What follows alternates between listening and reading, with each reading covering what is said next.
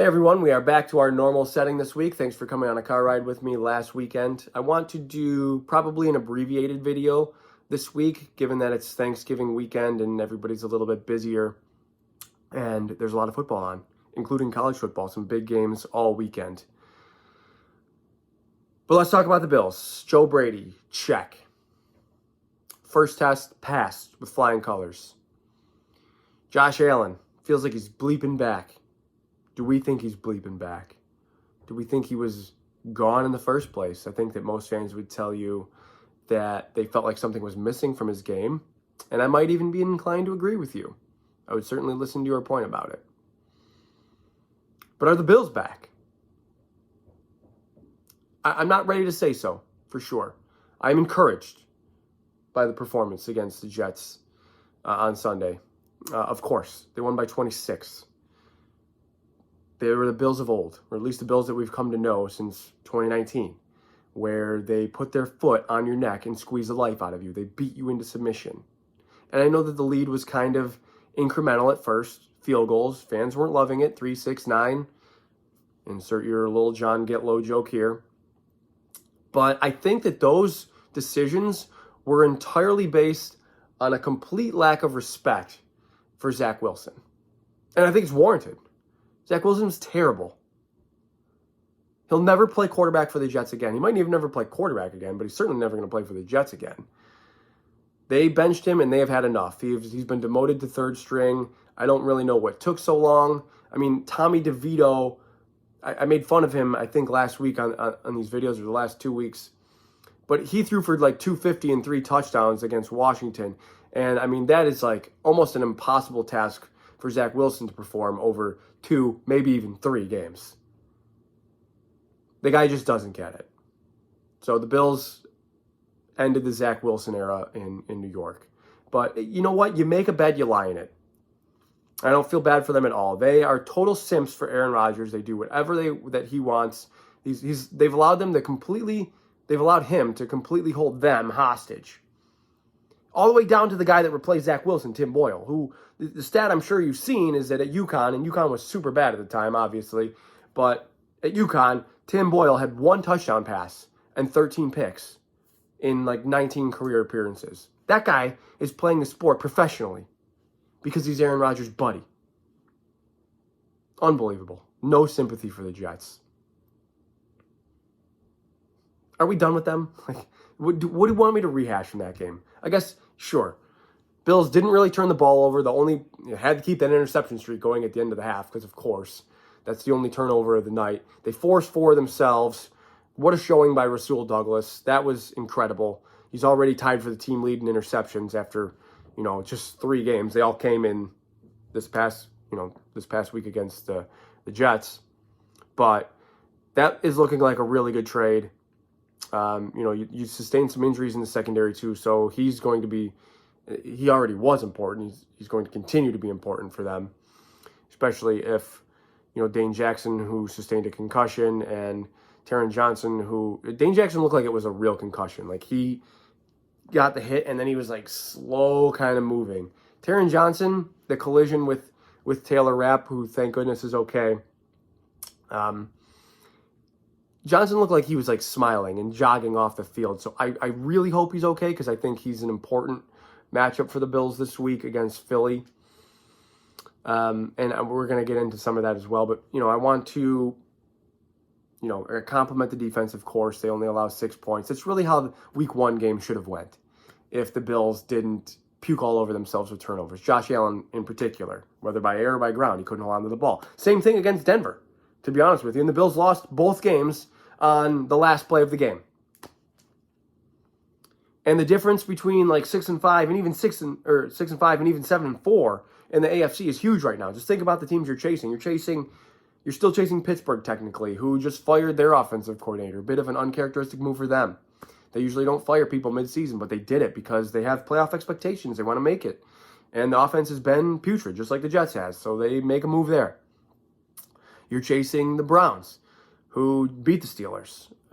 Are they going to come back to you a little bit? I would think so, yes, but they are otherworldly on defense. It's just that Dorian Thompson-Robinson, how long is that going to last? How long is it sustainable to just score 13 points and win?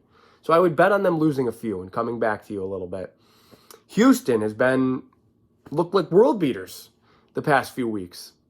Granted, nobody's super impressed by Arizona, I guess, but, wins over Cincinnati. They beat Jacksonville earlier this year. They've looked great. They've looked outstanding. The nice win against Tampa Bay to be included. But they still have that weird loss to Carolina. And I mean super weird loss to Carolina. They just went down to Carolina and totally no-showed. And, no team is really above a complete no-show. But is that still in there for Houston? I would think yes. But, man, am I seriously impressed by C.J. Stroud. Bills are obviously also still battling with teams they've lost to, like Denver and Cincinnati. But Cincinnati just lost Joe Burrow. So you would think or assume they're going to fall out of it. Denver, I think, has just been lucky. Plus 11 turnover differential over their 4-game win streak. They're winning with checkdowns. Russ Wilson just keeps checking the ball down. 45% of his completions over their 4-game win streak have been to running backs. He's just winning by doing this, just escaping sacks and flipping it to the running back. Doesn't seem sustainable. The turnover differential doesn't seem sustainable either. So if that comes back to earth, I think Denver will fall out of it. But they might not. You never know how long these things can necessarily last. I mean, look at Pittsburgh. Pittsburgh got to 6-3 by getting outgained in every game and having a negative point differential. And they're still in the thick of it. You're still chasing them. So, and of course, you still have the Baltimores and the Miamis and the Jacksonvilles and Kansas Cities, of course, of the world. So, still, 6 or 7 games for, or 7, yeah, 6 or 7 games for a lot of teams still to play. Would I rather be, I would rather not be in 8th or wherever the Bills are right now. To be honest with you, I believe they're in 8th, but I don't really look at it. I just look at, I know who they're chasing. I know what needs to be done. I'm going to look at it as the weeks progress here, but they are approaching the hell point, or whatever you want to call it, of their schedule at Philly, at Kansas City, Dallas at home with a bye week, mixed in. The next month is tough. And I think most people would agree that you have to have at least 2 out of the 3 of those games. And you want Kansas City because it's AFC. You want Dallas probably because it's at home. So Philly might be the most droppable of them. But I'm not going to wake up Monday morning if the Bills lose and be like, well, if you had to lose one, I'm glad it's that one. I'm just not going to think that way. I want to beat the Eagles. And that is a tall task, because look at the Eagles. They are 9-1. They look like the real deal. Their point differential isn't super impressive, but I don't want to focus in too much on that. Jalen Hurts, here's the things that are unimpressive about them, I guess. So just the point differential is unimpressive. They've won 2 games, I think, or 3 games by 2 scores. So 3 of their 9 wins are by 2 scores. 6 of their 9 wins are by 1 score or less. They have a win by 9 over LA, and they have wins by 14 over Tampa and Miami. But they're 9-1. Their record is what it says they are. Oh, what was I going to say? Sorry, I didn't mean to skip past that with some fluff. But they're 9-1. 15 touchdowns, 9 picks for Jalen Hurts. Not the most impressive thing, but he has also added 9 rushing touchdowns. Big deal.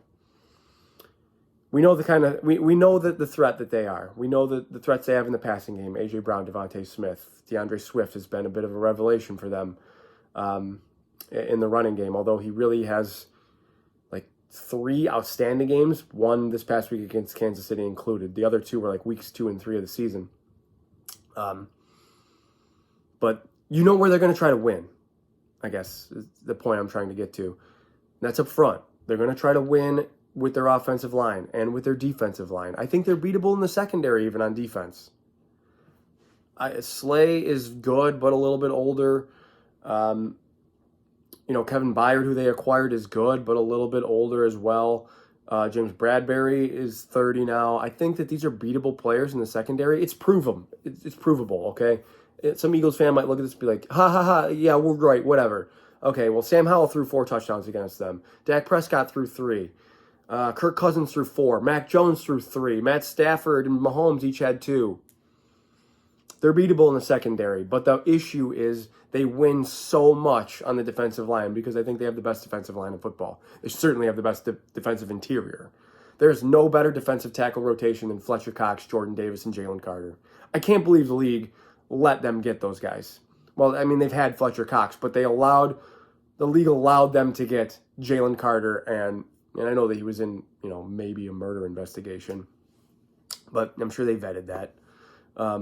But they got Jalen Carter and Jordan Davis, outside the top.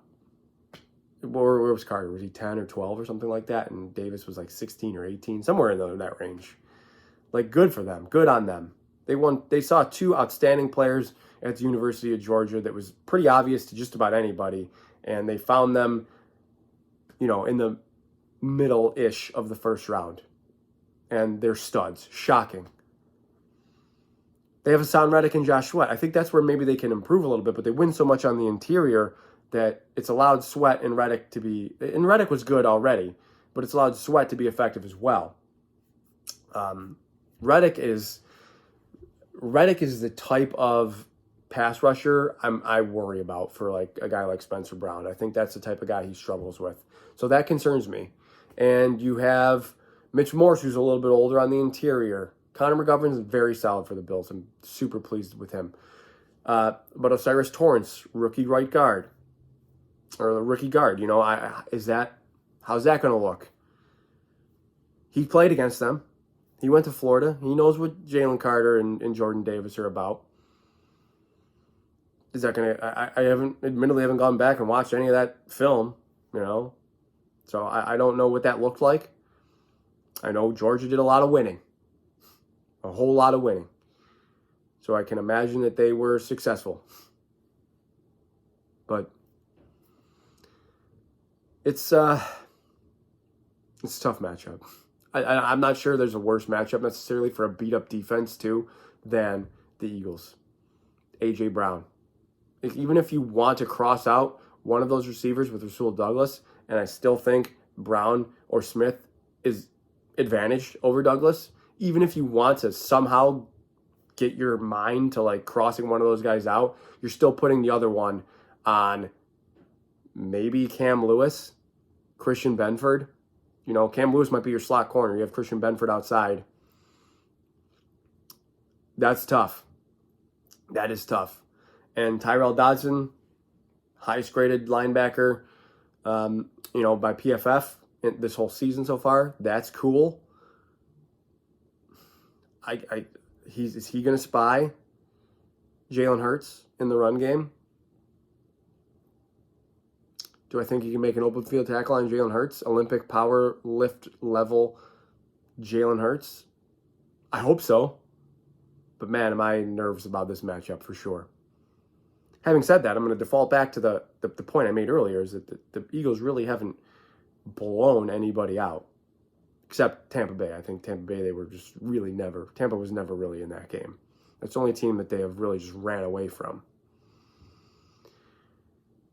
Sean McDermott, to his credit, has came up with some pretty good game plans against better teams. The exception being New England. That makes no sense. Cincinnati, I think, could have scored more points had they wanted to. I wasn't thrilled with the performance that day, but it looks good I thought it looked pretty good against Denver. It looked really good against the Jets. And even pretty good against Tampa Bay. So, I mean, I know you're probably like, well, okay, the Joe Burrow comes in and he's good. And yeah, should I expect Jalen Hurts to come in and be good? Yes, probably. I will admit, for really no reason at all, it's just a feeling, I like the Bills' chances better because the Eagles beat the Chiefs on Monday night. The Eagles just don't seem like the type of team that loses on the road and then loses at home the next week, or loses 2 in a row at all. And, they might be looking forward to their bye. or not the bye. Let me see, I had their schedule. They might be looking ahead to San Francisco, Dallas, Seattle the next coming weeks. Having said that, I'm going to pick the Eagles to win. 30-27. Eagles over Bills. Guys, thank you for coming this far in the video, for everything, really. Hit me up on Twitter. My Twitter handle and YouTube username are the same thing. But have a very happy and delicious Thanksgiving. Enjoy your weekend. And as always, above all else, go Bills.